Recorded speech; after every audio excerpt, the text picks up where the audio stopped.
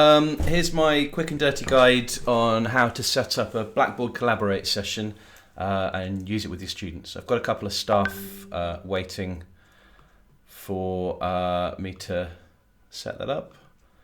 This is a one-take thing, so apologies for the, like I said, the quick and dirty nature.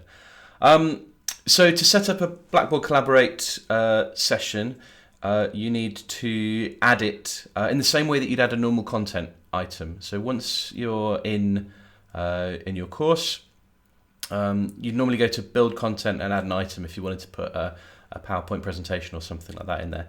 If you head over to Tools, and for me it's in More Tools, it's Blackboard Collaborate Ultra, just there.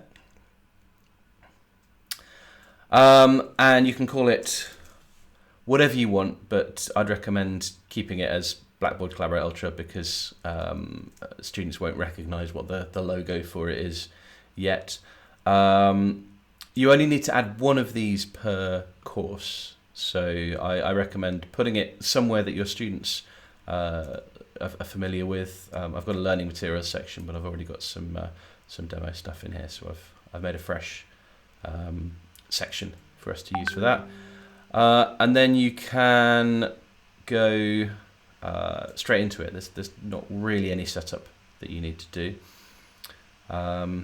Takes a second to start, and this will show all of like I said, there's only one of these per course, so this will show all of the things that you've got to set up. I've got a couple of meetings in here that I've been running for the aerospace department. There's two more that I've scheduled for us to practice, and there's also a course room which is always accessible, so unless you turn it off, your students can get into here anytime and work together. Generally, when I'm running a scheduled session, I will lock that room so they're not confused. I've got a WhatsApp window on my other screen that my colleagues are waiting on. So you hit create session and you can create a scheduled session. I'm going to start it right now,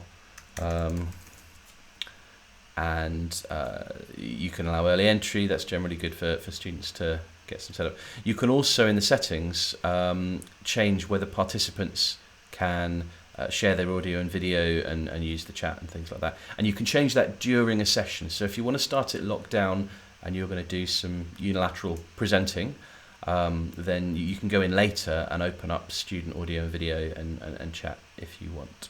I'm going to leave that all set like that for now. I'm going to save that, and I'm going to head into my test session. There is a dial-in function as well. That's looks like a London or certainly a UK landline number. If students don't have web access, I've left that on so far, but no one's used it with the groups that I've tried it with. So and then you just hit join session up here.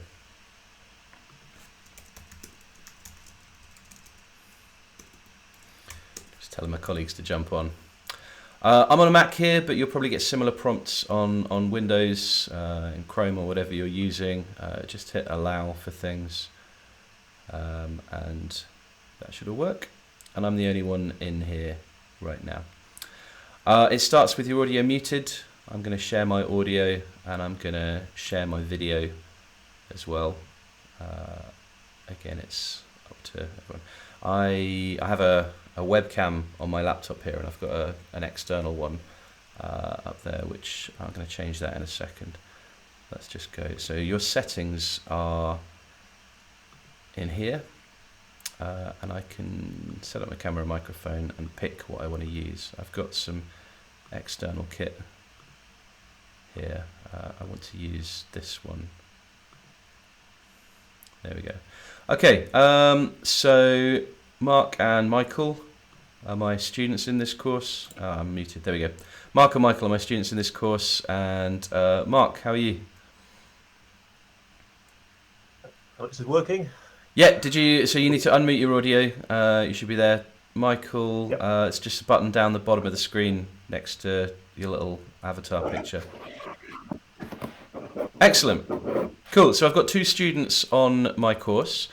Hello, Michael. It's quite nice if you greet students as they come in and remind them about the microphone muting and things like that. Then it's helpful. I had a few students that appreciated that when I tried it the other day with one of my units. There's a couple of other things that I want to highlight. There's some chat functionality. So if Mark and Michael, if you head down to the bottom right and hit the little speech bubble, this, unless you turn it off, can go on alongside your lecture. So sometimes I've asked students to type in questions in there and ask so that I can sequence them there. Other times, if you want to do something a bit more live and verbal, then there's a raise hand button. Could you guys click that for me? So Mark's raised his hand, and I can say to Mark, what's your question? And if he gets to put it down, I can lower it again. Say again? Yeah, so what do you see when that happens? Do you just see the icon going? I get a little pop-up in the top right saying Mark's raised his hand. I'm going to ignore Michael and lower his hand for him now. The other panel that is worth knowing about is attendees. Can you guys see an attendees panel as well? Two little people. You've got the student view. Yep. So on here I can see all the participants, normally a few more than this, but if Michael, can you pop your hand up again? So that shows you down here. So if you've got a bunch of students, they'll all appear there. I don't know if it orders them or anything, but there we go. I'm going to lower that.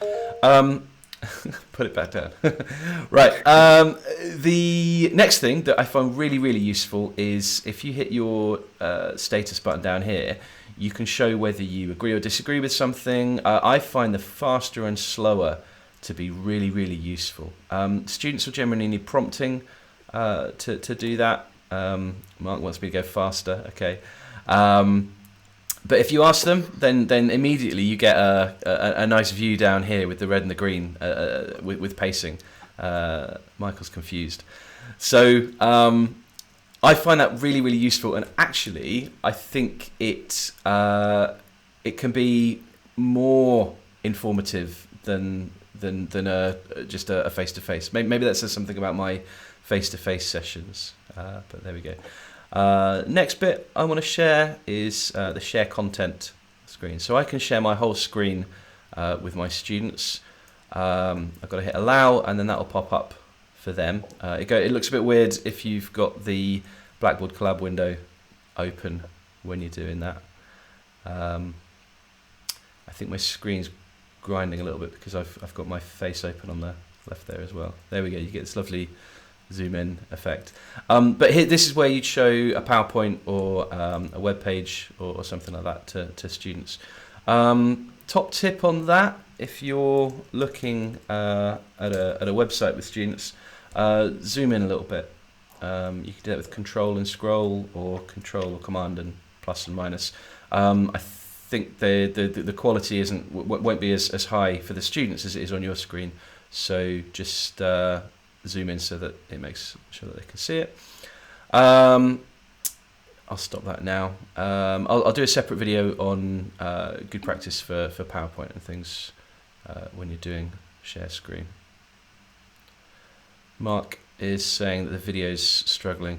Okay, I think that's probably because I've got my webcam streaming to a few different things, and I've done a couple of funny tech things so that I can record audio from you and me at the same time.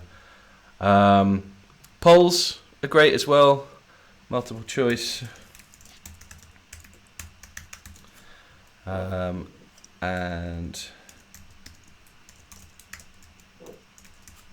this colleagues told me that they I find it difficult as well to type at the same time as engaging with the students. So having those copied and pasted is probably quite useful. We'll stop that.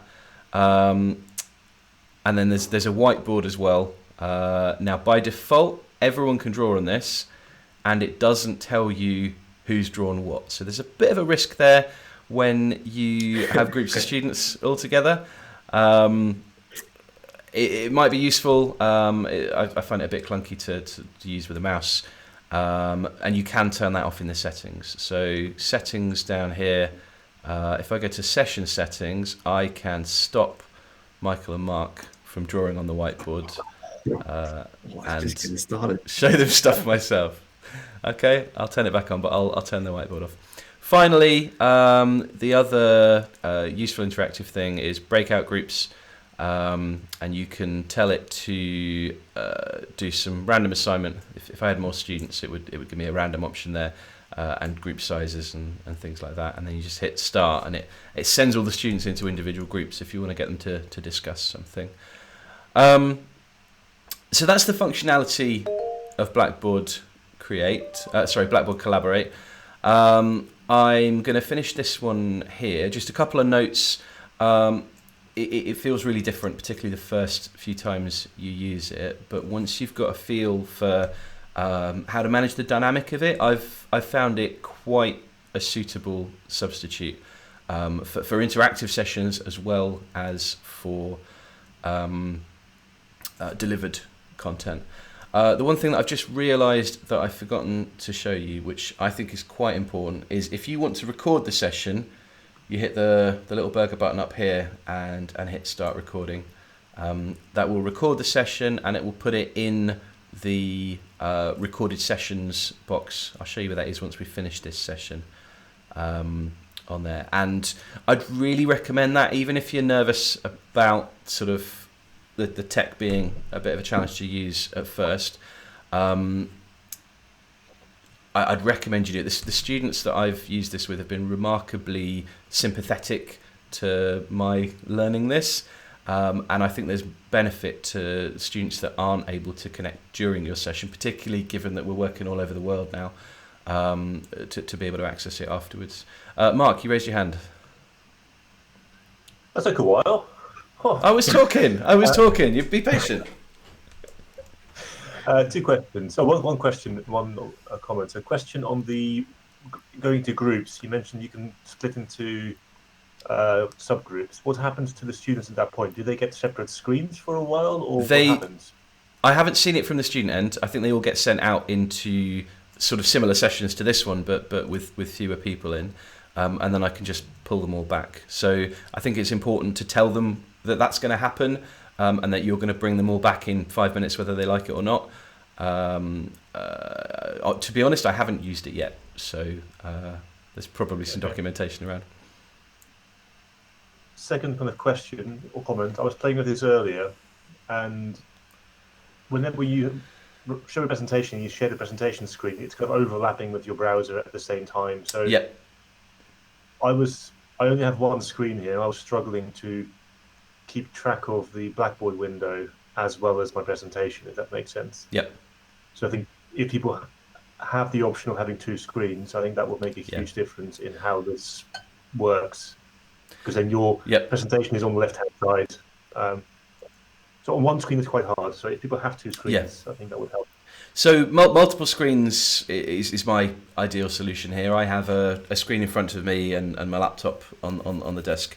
But there are ways of splitting things, although students will see your whole screen. I think actually if you're using Windows, you can share an individual window, not your whole desktop. So that might be useful as well. And things will be smaller, things will be clunkier. I'm going to do a separate video about the tech considerations, and I'll put some stuff in there. So you said you had two questions, or was that both of them? No, that was it. Cool. Michael, any comments? No questions from me, teacher. Cool. Excellent class. Thanks very much. Right, I'm going to end this session. I'm going to upload this wholesale and unedited, so apologies for any messing about and stuff. But thanks, Mark. Thanks, Michael, for participating in this. And to leave, we can stop recording just here. I assume that happens when you leave and shut the session down anyway. I appear to have broken the session menu. Maybe it's saving the recording or something, but down the bottom of that session menu there's also a leave room button, but I'm just going to close the window and do a hard shutdown. So thanks both of you.